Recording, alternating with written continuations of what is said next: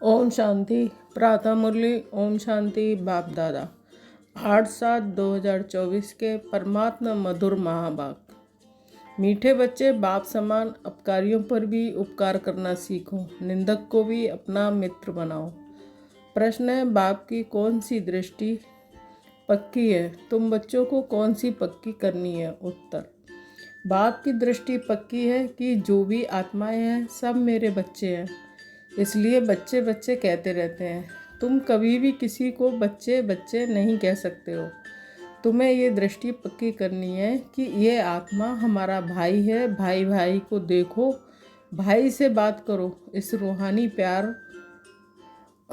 प्यार रहेगा। क्रिमिनल ख्यालात ख़त्म हो जाएंगे, निंदा करने वाला भी मित्र बन जाएगा। ओम शांति।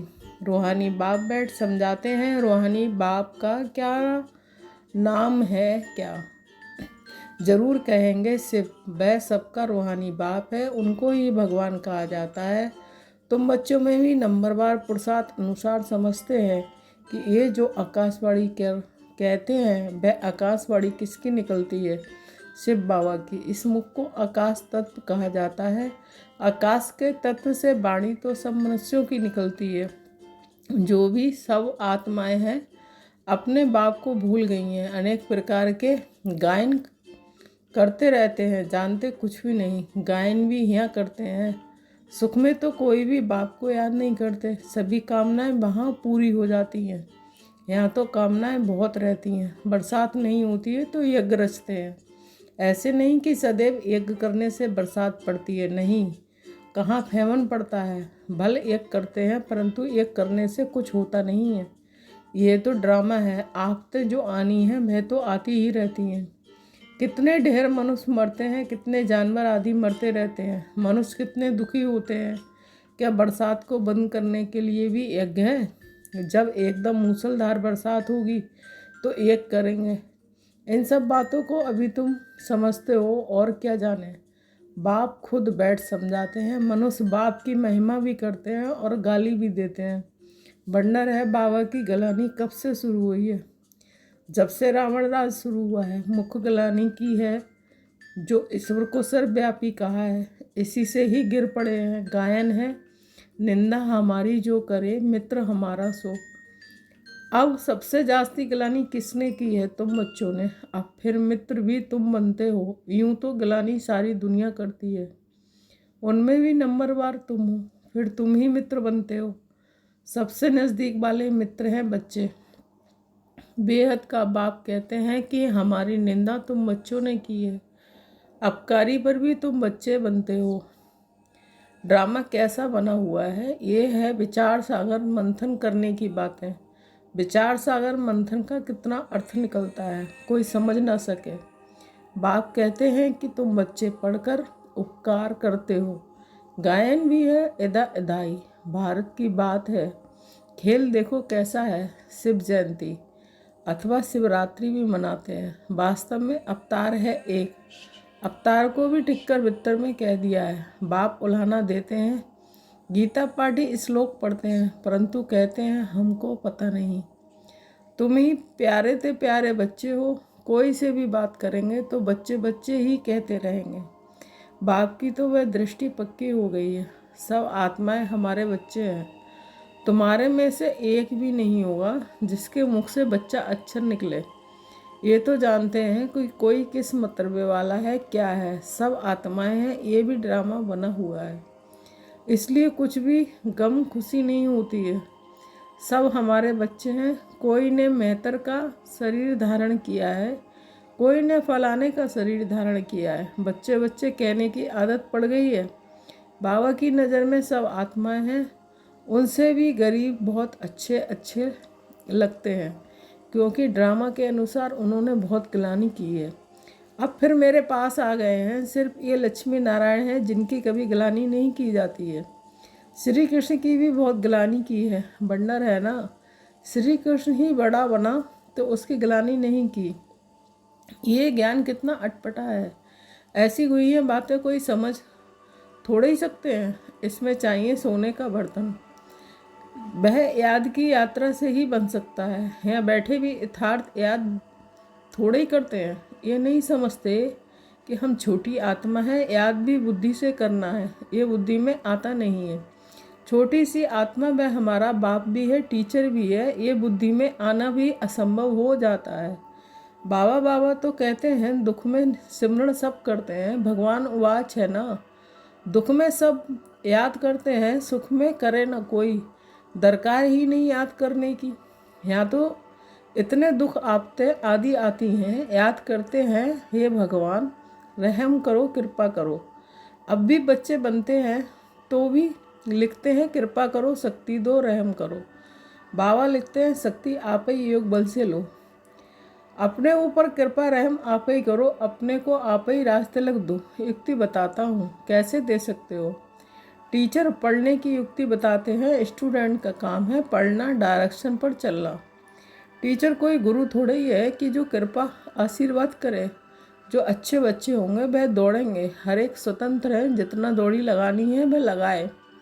याद की यात्रा ही दौड़ी है, एक एक आत्मा इंडिपेंडेंट है।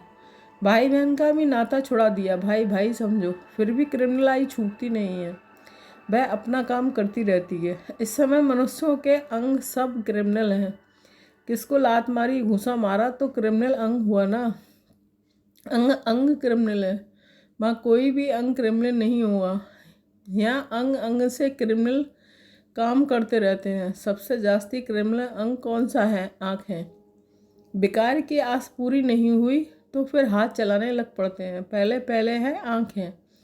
तब सूरदास की भी कहानी है। शिव बाबा तो कोई शास्त्र पढ़ा हुआ नहीं है, ये रथ पड़ा हुआ है। शिव बाबा को तो ज्ञान का सागर कहा जाता है। ये तुम समझते हो कि शिव बाबा कोई पुस्तक नहीं उठाता। मैं तो नॉलेजफुल हूँ, बीज रूप हूँ। ये सृष्टि रूपी झाड़ है, उसका रचता है बाप बीज। बाबा समझाते हैं कि मेरा निवास स्थान मूल वतन में है। अभी मैं इस शरीर में विराजमान हूँ और कोई कह ना सके कि मैं इस मनुष्य सृष्टि का बीज रूप हूँ। मैं परमपिता परमात्मा हूँ, कोई कह नहीं सकेगा। सेंसिबल कोई अच्छा हो, उनको कोई कहे ईश्वर सर्वव्यापी है तो झट पूछेगा, क्या तुम भी ईश्वर हो? क्या तुम अल्लाह साईं हो नहीं सकता। परंतु इस समय कोई सेंसिबल नहीं है। अल्लाह का भी पता नहीं, खुद ही कहते हैं कि अल्लाह हूँ। वह भी इंग्लिश में कहते हैं ओमनी प्रेजेंट। अर्थ समझे तो कभी नहीं कहे। बच्चे अब जानते हैं कि शिव बाबा की जयंती सो नए विश्व की जयंती। उसमें पवित्रता, सुख, शांति सब कुछ आ जाता है। शिव जयंती सो कृष्ण जयंती, सो दशहरा जयंती, शिव जयंती सो दीपमाला जयंती, शिव जयंती सो स्वर्ग जयंती। सब जयंतियाँ आ जाती हैं। ये सब नई बातें बाप बैठ समझाते हैं। शिव जयंती सो शिवालय जयंती, वैशालय मरनती, ये सब नई बातें बाप बैठ समझाते हैं। शिव जयंती सो नए विश्व की जयंती। चाहते हैं ना कि विश्व में शांति हो, तो कितना भी अच्छी रीति समझाते हो, जगते ही नहीं। अज्ञान अंधेरे में सोए पड़े हैं ना। भक्ति करते सीढ़ी नीचे उतरते जाते हैं। बाप कहते हैं, मैं आकर सबकी सदगति करता हूँ। स्वर्ग और नरक का राज तुम बच्चों को बाप समझाते हैं। अखबारें जो तुम्हारी गिलानी करती हैं, उनको लिख देना चाहिए, निंदा हमारी सो करे, मित्र हमारा सोए। तुम्हारी भी सदगति हम जरूर करेंगे, जितनी चाहिए उतनी गाली दो। ईश्वर की गिलानी करते हैं, हमारी की तो क्या हुआ। तुम्हारी सदगति हम जरूर करेंगे, नहीं चाहोगे तो भी नाक से पकड़ कर ले जाएंगे। डरने की तो बात ही नहीं है। जो कुछ करते हैं कल पहले भी किया है। हम बीके के तो सबकी सदगति करेंगे। अच्छी तरह से समझाना चाहिए। अबलाओं पर अत्याचार तो कल पहले भी हुआ था, ये बच्चे भूल जाते हैं। बाप कहते हैं, बेहद के बच्चे सब हमारी गिलानी करते हैं। सबसे प्यारे मित्र बच्चे ही लगते हैं। बच्चे तो फूल होते हैं। बच्चों को माँ बाप चुम्बन करते हैं, माथे पर चढ़ाते हैं, उनकी सेवा करते हैं। बाबा भी तुम बच्चों की सेवा करते हैं। अभी तुमको ये नॉलेज मिली हुई है जो तुम साथ ले जाते हो। जो नहीं लेते हो उनका भी ड्रामा में पार्ट है, वही पार्ट बजाएंगे। हिसाब किताब चुकतू कर घर चले जाते हैं। स्वर्ग तो देख ना सके, सब थोड़े स्वर्ग देखेंगे। ये ड्रामा बना हुआ है। पाप खूब करते हैं, आएंगे भी देरी से। तमो प्रधान बहुत देरी से आएंगे। ये राज भी बहुत अच्छा समझने का है। अच्छे अच्छे महारथी बच्चों पर भी गिरहचारी बैठती है तो झट गुस्सा आ जाता है, फिर चिट्ठी भी नहीं लिखते हैं। बाबा भी कहते हैं कि उनकी मुरली बंद कर दो, ऐसे को बाप का खजाना देने से फ़ायदा ही क्या। फिर कोई की आँख खुले तो कहेंगे भूल हुई, कोई तो परवाह नहीं करते। इतनी गफलत नहीं करनी चाहिए, ऐसे बहुत ढेर हैं। बाप को याद भी नहीं करते हैं, कोई को आप समान भी नहीं बनाते हैं। नहीं तो बाबा को लिखना चाहिए, बाबा हम हर दम आपको याद करते हैं। कई तो फिर ऐसे हैं कि जो सबका नाम लिख देते हैं, फलाने को याद देना। ये याद सच्ची थोड़ा ही है, झूठ चल ना सके, अंदर दिल खाती रहेगी।